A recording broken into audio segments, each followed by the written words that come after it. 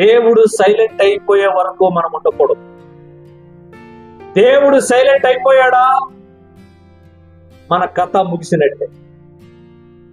మొదటి సమూయేలు గ్రంథము 28వ అధ్యాయం, 1ನೇ సమూయేల 28ನೇ అధ్యాయం. మొదటి సమూయేలు గ్రంథము 28వ అధ్యాయంలో దేవుడు సౌలు అనే ఒక వ్యక్తి విషయంలో సైలెంట్ అయిపోయాడు. ఎందుకంటే సౌలు దారి తప్పాడు. Wrong turn leads to wrong road. తప్పు మలుపు, నీ జీవితంలో నువ్వు తీసుకునే తప్పు మలుపు నిన్ను తప్పు మార్గములో నిన్ను నడిపిస్తుంది. చక్కగా వెళ్తున్నావు రోడ్లో, నేరుగా నీ గమ్యానికి వెళ్ళగలవు. అనుకున్న టైంకి, అనుకున్న పరిస్థితులకు నువ్వు చక్కగా గమ్యాన్ని చేరుకోగలవు. కానీ మధ్యలో నీకేదో పురుగాడుతుంది, నీకేదో బుర్రలో ఏదో పురుగాడుతుంది. అప్పుడు నువ్వేం చేస్తావంటే, తిన్నంగా వెళ్తున్నటువంటి నీవు చిన్న మలుపు తీసుకుంటావు. ఆ చిన్న మలుపు నువ్వు వెళ్ళవలసిన దారిని, గమ్యాన్ని చేర్చదు. ఈ తప్పు మలుపు నిన్ను నాశనం వైపు తీసుకెళ్ళిపోతుంది. ఈ తప్పు మార్గము నీకు నాశనం వైపే, మరణం వైపే తీసుకెళ్తుంది అనే విషయాన్ని మర్చిపోకూడదు. మత్తయి సువార్తలో యేసు ప్రభు వారు 2 మార్గాల గురించి చెప్పాడు. ఒకటి విశాలమైన మార్గం. ఎలాంటి మార్గం? గట్టిగా చెప్పాలా, విశాలమైన మార్గం. ఇంకొకటి ఇరుకైన మార్గం. ఇరుకైన మార్గం, ఈ మార్గములో వెళ్ళాలంటే కష్టాలు, ఈ మార్గములో వెళ్ళాలంటే శ్రమలు, ఈ మార్గములో వెళ్ళాలంటే నిందలు, ఈ మార్గంలో వెళ్ళాలంటే ఇబ్బందులు, ఈ మార్గంలో వెళ్ళాలంటే అనేకమైన శోధనలు, ఈ మార్గంలో వెళ్ళాలంటే అనేకమైన మనస్పర్ధలు, ఈ మార్గంలో వెళ్ళాలంటే అనేకమైనటువంటి కష్ట నష్ట దుఃఖకరమైన పరిస్థితులు. కానీ ఈ మార్గము నిత్య జీవానికి నడిపిస్తుంది. ఇంకొకటి విశాలమైన మార్గం. నీ ఇష్టానుసారంగా నీవు జీవించవచ్చు, నీ మనసుకు వచ్చింది నువ్వు చేసుకోవచ్చు, నీ బుర్ర ఎన్ని పురుగులు పరిగెట్టినా అన్ని పురుగుల్లాగా నువ్వు జీవించవచ్చు, లోకములో ఉన్న అన్ని సుఖాలు అనుభవించవచ్చు, ఇష్టారాజ్యంగా నువ్వు జీవించవచ్చు. కానీ ఈ విశాలమైన మార్గము నిన్ను మరణానికి, పతనానికి తీసుకువెళ్తుంది. ప్రియ దేవుని బిడ్డలారా, కేవలము తప్పు మలుపు నీ జీవితానికి అసౌకర్యము కలుగజేయడం మాత్రమే కాదు, జీవితాన్నే నాశనం చేస్తుంది. తప్పుడు సంబంధాల్లో ఉండే వాళ్ళు చూడండి, ఎంత ఇన్కన్వీనియంట్ తెలుసా వాళ్ళకి. అక్కడ ప్యాచప్పు చేయాలి, ఇక్కడ ప్యాచప్పు చేయాలి, ఇక్కడ నటించాలి, అక్కడ నటించాలి, ఇక్కడ మెప్పించాలి, అక్కడ మెప్పించాలి. తప్పుడు మలుపు నేను అసౌకర్యం మాత్రమే చేయదు. తప్పుడు మలుపు నీ జీవితాన్ని ఇన్కన్వీనియంట్ మాత్రమే కాదు, అది డిజాస్ట్రస్ గా మారిపోతుంది. ఎప్పుడు పేలుతుందో తెలియదు. అది పేలిందంటే గొడవలే. నీ నటన ఒకసారి ఓపెన్ అయిపోతే పతనమే. సౌలు అనే వ్యక్తి దేవుని దగ్గర జీవితకాలం నటించాడు. జీవితకాలం నటించాడు. దేవుని చేత ఎన్నిక చేయబడ్డాడు. దేవుని బిడ్డ అయిన వాడు, దేవునికి చాలా మెచ్చికైన వాడు. ఇంకొకటి ఏంటంటే దేవుడు ఇష్టపడిన వాడు. నువ్వు దేవుని చేత ఇష్టపడిన వాడయ్యుండి నీ ఇష్టానుసారంగా నువ్వు జీవిస్తావంటే పతనం. నువ్వు మనుషుల చేత మెప్పబడిన వాడు కాదు, దేవుని చేత మెప్పబడిన వాడు, దేవుని హృదయానికి ఇష్టడైనటువంటి వాడు. ఎలా జీవించాలి? సౌలు తన జీవితం అంతా కూడా నటించాడు. ఇప్పుడు జీవితము అంత్యానికి వచ్చేసింది. ఇప్పుడు జీవితము క్లోజింగ్కి వచ్చింది. ఫిలిష్తీయులు సౌలు యొక్క రాజ్యములోనికి దూరేస్తున్నారు. ఎంతవరకు వాళ్ళు బయట ఉన్నారు, ఇప్పుడు ఏం చేస్తున్నారు? లోపలికి దూరుతున్నారు. ఒక విషయాన్ని ఎప్పుడు గమనించండి, దేవుడు సైలెంట్ అయ్యాడు నీ విషయంలో, నువ్వు ఇష్టానుసారంగా జీవిస్తున్నావంటే శత్రువు, అపవాది, దుష్టుడు, దురాత్మ ఈజీగా దూరుతాడు. ఎందుకంటే నీ కాపలా కాసేవాడు లేడు, నిన్ను భద్రపరిచేవాడు లేడు, సైతాన్ యొక్క కుట్రల నుంచి, కుయుక్తుల నుంచి నిన్ను సంరక్షించే ఆ కవచం అనేది పోయింది. ఇప్పుడు ధారాళంగా కొద్దిగా లోపలికి వస్తాడు. ఇంతవరకు ఫిలిష్తీయులు దావీదు భయముతో లోపలికి రాలేదు. ఎందుకంటే దావీదు గొలియాతుని ఏం చేశాడు? మట్టి కరిపించాడు. శూరుణ్ణే మట్టి కరిపించిన వాడు ఇంట్లో ఉన్నాడు అని తెలిసిన తర్వాత ఫిలిష్తీయులు లోపలికి రావడానికి భయపడ్డారు. ఇప్పుడు వారికి తెలిసింది, ఈ శూరుడు సౌలు రాజ్యంలో లేడు, ఎక్కడో కొండల్లో లోయల్లో తిరుగుతున్నాడు. నీ ఇంటిలో బలమైన వ్యక్తి లేకపోతే, నీ హృదయంలో బలమైన ఆత్మ లేకపోతే, నీ జీవితంలో బలమైన పరిశుద్ధత, పవిత్రత లేకపోతే శత్రువుకి చాలా సింపుల్ గా, ఈజీగా లోపలికి వస్తాడు. ఇప్పుడు ఫిలిష్తీయులు లోపలికి వస్తున్నారు. సౌలుకి ఏం చేయాలో తెలియదు. చివరి అస్త్రాన్ని ప్రయత్నిస్తున్నాడు. ఏంటా చివరి అస్త్రం? మొదటి సమూయేలు గ్రంథము 28వ అధ్యాయము 3వ వచనం నుంచి, సౌలు సమూయేలు మృతి పొందగా ఇశ్రాయేలు అతని గురించి విలాపం చేసి రామా అను అతని పట్టణములో అతని పాతిపెట్టి ఉండేది. మరియు సౌలు కర్ణపిశాచము గల వారిని, చిల్లంగి వారిని దేశములో నుండి వెళ్ళగొట్టి ఉండేది. ఫిలిష్తీయులు దండెత్తి వచ్చి షూనేములో దిగగా సౌలు ఇశ్రాయేలందరినీ సమకూర్చెను. వారు గిల్బోవలో దిగిరి. సౌలు ఫిలిష్తీయుల దండును చూచి మనస్సునందు భయము నొంది. ఇప్పుడు వరకు ఫిలిష్తీయులు అంటే భయముందా? ఎందుకంటే దావీదు ఉన్నాడు. ఇప్పుడు ఫిలిష్తీయులు అంటే భయం పట్టుకుంది. యెహోవా యొద్ద విచారణ చేయగా, యెహోవా, జాగ్రత్తగా వినండి, స్వప్నము ద్వారానైనను ఊరిమి ద్వారానైనను ప్రవక్తల ద్వారానైనను ఏమియు సెలవీయక ఉండెను. God is silent. కలలోని దేవుడు మాట్లాడట్లేదు, ఊరిమిలోని దేవుడు మాట్లాడట్లేదు, ప్రవక్తల ద్వారా కూడా దేవుడు మాట్లాడట్లేదు. మాట్లాడేటువంటి సమూయేలు కూడా చనిపోయాడు. ఇప్పుడు నీ పరిస్థితి ఏంటి? బుద్ధి చెప్పేవాడు చచ్చిపోయాడు. దేవుడు నీతో మాట్లాడు, శత్రువులు నీపై వస్తున్నారు. నీ పరిస్థితి ఏంటి? దేవుడు నీతో మాట్లాడు, శత్రువులు ఆగరు, శ్రమలు ఆగవు, కష్టాలు ఆగవు, అవి పరిగెత్తుకొని నీ వైపు వస్తున్నాయి. ప్రవక్తలు మాట్లాడరు, కలలు రావు. నీ పరిస్థితి ఏంటి?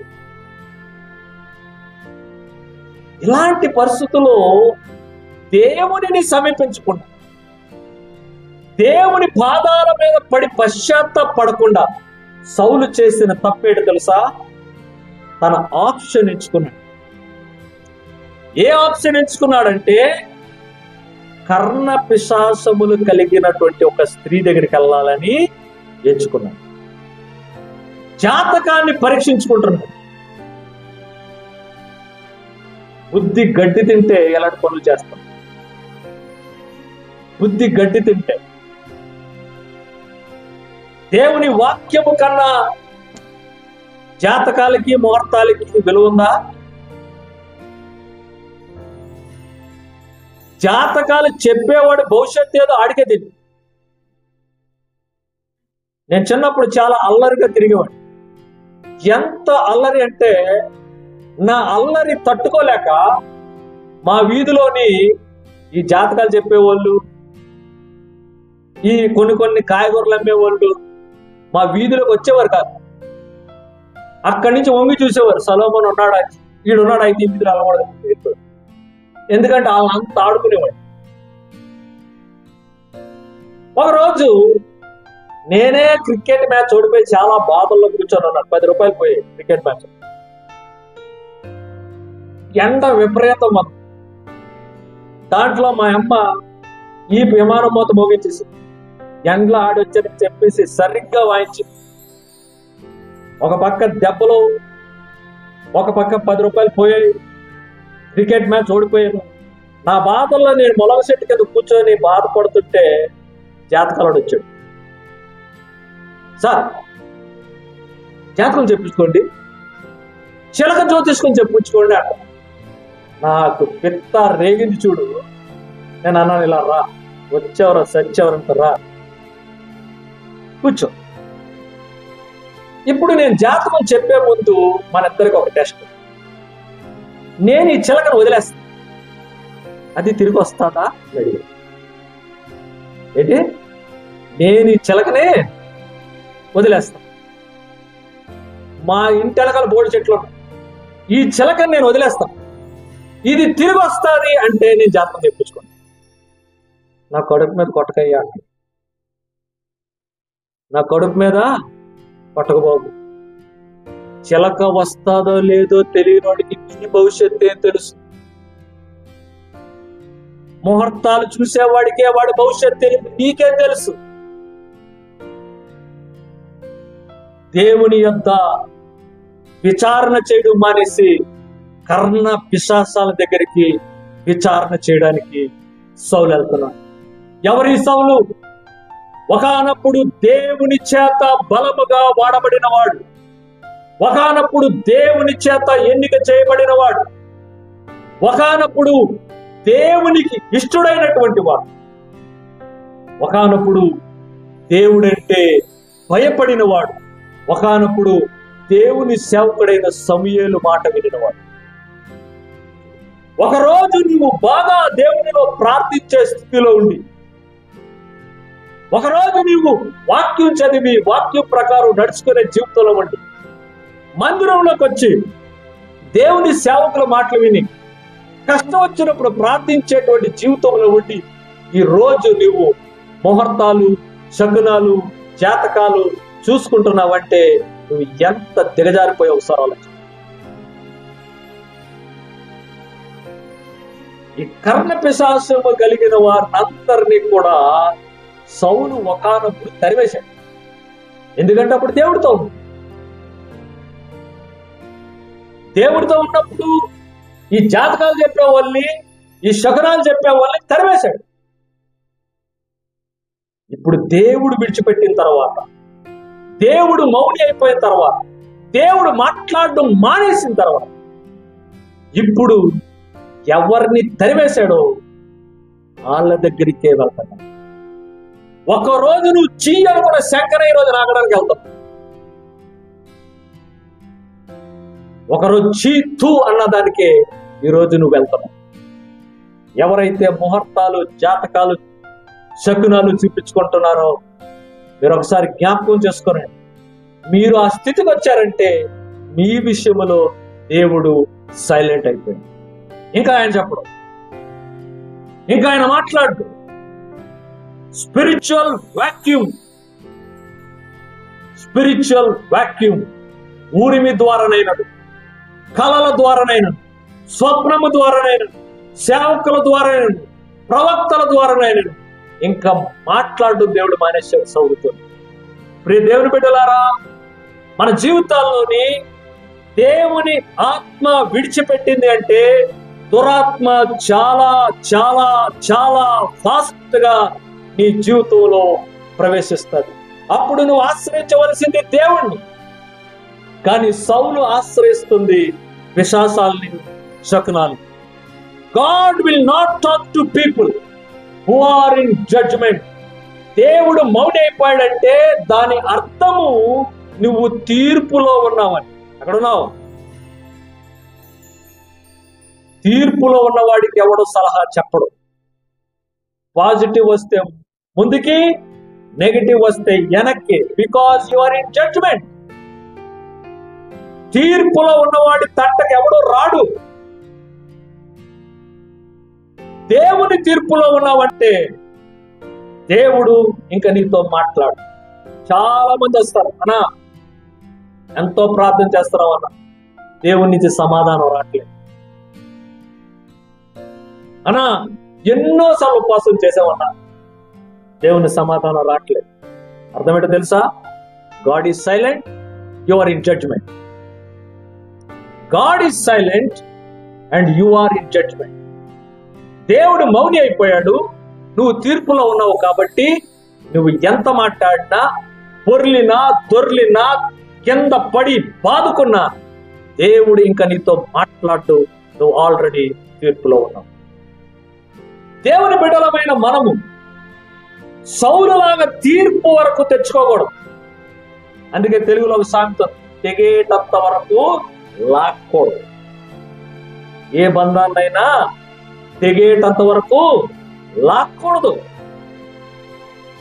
తెగేటంత వరకు లాగేవంటే ఇంకా తెగడమే.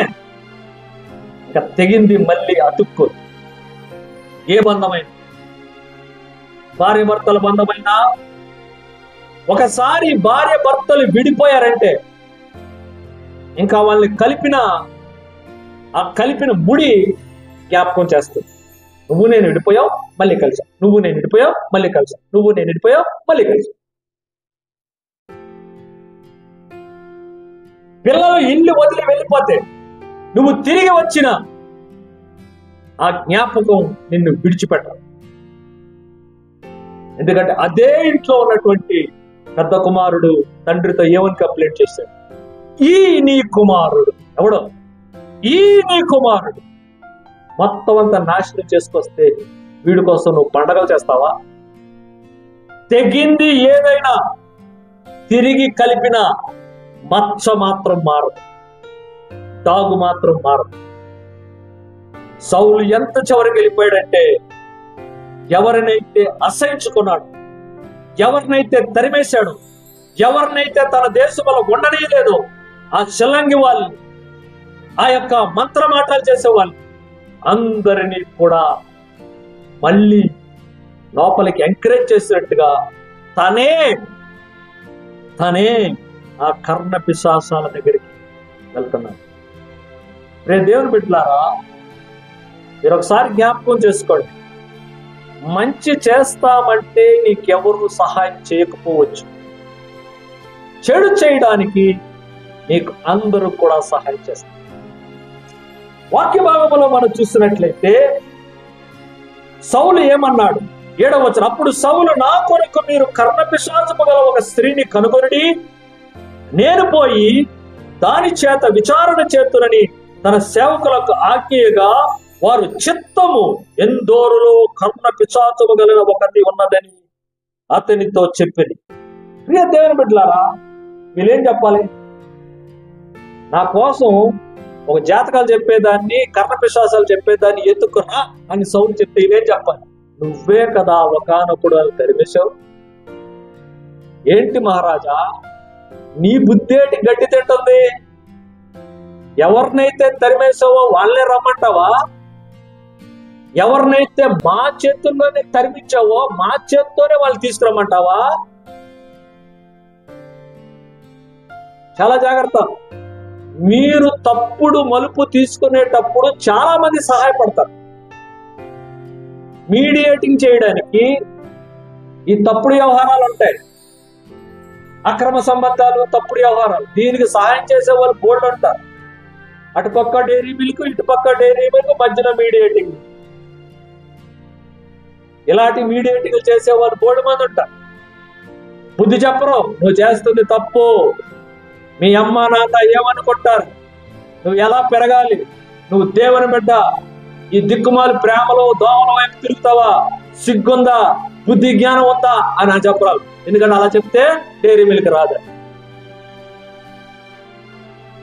ఇటుపక్క నీ నుంచి కబురు తీసుకెళ్తాడు, అటుపక్క అటు నుంచి కబురు తీసుకెళ్తాడు, మధ్యలో డైరీ మిల్క్ తినేవాళ్ళు ఉంటారు. సౌలుకు ఎవడు బుద్ధి చెప్పలేదు. సౌలా, నువ్వే కదా తరిమేసేవాళ్ళు, వాళ్ళని ఎతకమంటావా, నీ బుద్ధి గడ్డితేనిందా అని ఎవడని అన్నాడా? లేదు, వీళ్ళే చెప్తున్నారు అడ్రస్. ఏమని చెప్తున్నారు? ఎందోరులో ఒక కర్ణ పిశాచము కలిగింది ఒకటి ఉంది, దాన్ని తీసుకురావాలా? నీ తప్పుడు పనులు చేయడానికి ఆ సంతు ఉంది, అక్కడికి వెళ్తావా? నీ తప్పుడు పనులు చేయడానికి అక్కడ రూములు ఉన్నాయి, అక్కడికి వెళ్తావా? నీ తప్పుడు పనులు చేయడానికి ఆ సందులు గొంతులు ఉన్నాయి, అక్కడికి వెళ్తావా? మేము తీసుకెళ్తాం, మేము కాపలా కాస్తాం, మేము అడ్డేస్తాం. మీ అమ్మా నాన్న కనబడకుండా, మీ అక్క చెల్లెలు కనబడకుండా, నీ భార్యాభర్తలు కనబడకుండా మేము కాపాడుతాం, మేము సలహాలు చెప్తాం, మేము ప్రొటెక్ట్ చేస్తాం. That's what exactly these idiots are doing. They are telling, we will find you in Indore a witch. మేము ఆ కర్ణ పిశాచము గల దాన్ని తీసుకొచ్చిన వెంటనే మరి అయ్యగారు ఎలాగెళ్ళాలి? ఇప్పుడు రాజుగా వెళ్తే దొరికిపోతాం. ఇప్పుడు ఎలాగెళ్ళాలి? మాయ వేషం, మారు వేషం వేసుకుని చాలా మంది దొంగతనం చేసేవాళ్ళు మంకి ఆటలు వేసుకుంటారు, తప్పుడు పనులు చేసేవాళ్ళు పుల్లోవర్లు వేసుకుంటారు, అమ్మలక్కలు ఏదో పనులు చేసేవాళ్ళు షేక్ వేసుకుంటారు, మాస్క్ వేసుకుంటారు, చున్నీలు కప్పుకుంటారు. ఈ మారు వేషం వేయకపోతే ఏదో పని చేయడం సాధ్యం కాదు. ఇప్పుడు సౌలు కూడా ఏదో పని చేయడానికి వెళ్తున్నాడు, ముసుకేస్తున్నాడు, మాస్క్ వేసుకుంటున్నాడు. నేను అనుకుంటాను కదా, లేని గడ్డాలు తగిలించుకున్నాడు, లేని మీసాలు తగిలించుకున్నాడు, లేని గొంగలు వేసుకుంటున్నాడు. ఇప్పుడు వెళ్తున్నాడు, వెళ్ళి అమ్మ నా కోసం ఒక వ్యక్తిని తీసుకొస్తావా అని అడిగాడు. ఆయమ్మ నింది, బాబు సౌలు అనే ఒక రాజు ఉండేవాడు, ఎక్కడున్నాడు వీడు, ఎక్కడున్నాడు, ఎదురుగా ఉన్నాడు. ఈ అమ్మ చెప్తుంది, అడుగుతాను, సౌలు అనే ఒక రాజు ఉండేవాడు, మా కొడుకు మీద కొట్టాడు, మేము శలగజోసి చెప్పలేం, మేము ఏం సగనాలు చెప్పలేం, తరిమి మమ్మల్ని కొట్టేసాడు, ఏదో బతుకుంటున్నాడు. ఆ రాజు దయ వల్ల మా జీవితాలే పోయాయి, కాబట్టి మమ్మల్ని ఈడిచిపెట్టే అని. వదలడే. లేదు లేదు లేదు, నువ్వు ఎలాగైనా చెప్పాలి, ఎందుకంటే అక్కడ సైలెంట్ అయిపోయింది. ఎక్కడ? దేవుని దగ్గర సైలెంట్ అయిపోయింది. ఊరిమి ద్వారానైనా, కళ ద్వారానైనా, ప్రవక్తల ద్వారానైనా, సమయాల ద్వారానైనా రాదు. ఇప్పుడు ఏమైనా చెప్పాలంటే నీకెక్కిదే నాకు గతి, నువ్వు చెప్పిందే నాకు వేదవాక్యం, నువ్వు కాళ్ళతో చూపిస్తే నేను చేతులతో చేస్తాను, నువ్వే నాకు గతి. దేవుడు అభిషేకించిన సౌలు అనే రాజు శాపాలు శకునాలు చెప్పుకునే కాళ్ళ దగ్గరికి వెళ్ళిపోయాడు. ఎక్కడ పోయింది నీ అభిషేకం? Where is the holy anointing? సమయాలను దేవుడు సౌలును కూర్చోబెట్టి సమయాల చేత అభిషేకం చేయించిన రాజు ఈరోజు ఎక్కడున్నాడు? జాతకాలు చెప్పుకునే దాని దేవుడు నీ విషయంలో సైలెంట్ అయిపోతే నువ్వు ఎవరిని కాలు పట్టుకోవాల్సి వస్తుంది. ఒకసారి జ్ఞాపకం. If God is silent, you have to beg at the feet of the rotten people. If God is silent, దేవుడు ఒకసారి మౌనం అయిపోయాడంటే నీ విషయంలో, దేవుడు ఒకసారి నీ విషయంలో సైలెంట్ అయిపోయాడంటే నువ్వు పట్టుకోలేని కాళ్ళు లేవు, నువ్వు మొంగని సాష్టాంగ పడలేని విగ్రహాలంటూ లేవు, అన్ని నీవే. ఎందుకంటే నీకు ఇంకా దేవుని నుంచి సందేశం రాదు, నువ్వు తీర్పులో ఉన్నావు. మొత్తానికి ఆ అమ్మ ఎలాగో ఒప్పుకొని నేను తీసుకొస్తానని. ఎవరిని తీసుకురావాలి అని అడిగి, సమూయేలును తీసుకురా అన్నాడు. 10వ వచనం, అందుకు సౌలు, యెహోవా జీవము తోడు, దీనిని బట్టి నీకు శిక్ష ఎంత మాత్రము రాదని యెహోవా నామమున ప్రమాణము చేయగా, ఆ స్త్రీ నీతో మాట్లాడటకు నేను ఎవరిని రప్పింపవలని అడుగగా, అతడు సమూయేలును రప్పింపవలని. జీవితంలో last promise in the name of Jesus. దీని తర్వాత సౌలు ఎక్కడ ప్రమాణాలు చేయలేదు. ఇదే లాస్ట్ ప్రామిస్. మీరు ప్రామిస్ చేసినప్పుడు జాగ్రత్తగా గ్యాప్ పెట్టుకోండి. మీరు ఎవరికైనా ప్రామిస్ చేస్తే చాలా జాగ్రత్తగా గ్యాప్ పెట్టుకోండి. అదే చివరి ప్రామిస్ అయిపోతుంది. యెహోవా జీవము తోడు అని ప్రమాణం చేశాడు. జీవితంలో అదే చివరి ప్రమాణం. ఇంకా ప్రమాణం చేయడానికి సౌలు లేడు. ఎవరిని రప్పించాలంటే సమూయేలు రప్పించమని. సమూయేలు వస్తుంటే సమూయేలు దుప్పటి కప్పుకొని సమూయేలు వస్తున్నాడు. దుప్పటి కప్పుకొని సమూయేలు వస్తున్నాడు. సమూయేలు వచ్చిన వెంటనే సమూయేలు ఏటన్నాడు తెలుసా? నన్ను పైకి రమ్మని ఎందుకు తొందర పెట్టితివి? సౌలును అడగగా, బహు శ్రమలో ఉన్నాను, నిన్ను ఎవడు వెలకమని అన్నాను. నేను అబ్రహాము రొమ్మున ఆరాముగా ఉంటే నన్ను ఎవడు పిలవమన్నాడు? నిన్ను. లాజరు చనిపోయాడు, అబ్రహాము రొమ్మున్నాడు. ఈడేమంటున్నాడు? ఆయన పిల్ల అంటాడు. లాజరు చనిపోయాడు, ఎక్కడున్నాడు? అబ్రహాము రొమ్మున ఉన్నాడు. తర్వాత ఏటన్నాడు? ఆయన పిల్ల అంటాడు. అబ్రహాం అన్నాడు. అక్కడి నుంచి ఎక్కడికి వెళ్ళడానికి, ఇక్కడి నుంచి అక్కడికి రానికి మనకి ట్రాన్స్పోర్ట్, మెట్రో లేదు. BTS బస్సులు, మెట్రోలు, ఆటోలు, ఓలాలు, నీకు నాకు మధ్యన అగాధం. ఇక్కడోడు అక్కడికి రావడానికి అవ్వదు, అక్కడోడు ఇక్కడికి రావడానికి అవ్వదు.